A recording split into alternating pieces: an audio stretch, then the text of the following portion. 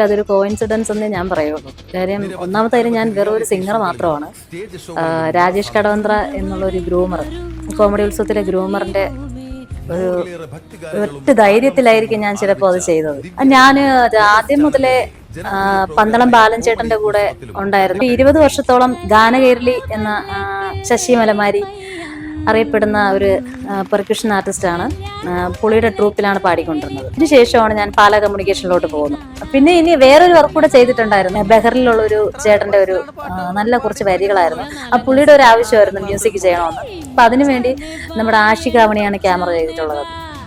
ഡ്രമ്മറാണ് പുള്ളിക്കാരന്റെ wife tattoo കിട്ടുമെന്ന് പറഞ്ഞൊരു കിഡ്സ് എന്ന് പറഞ്ഞൊരു കട ഇട്ടിട്ടുണ്ട്.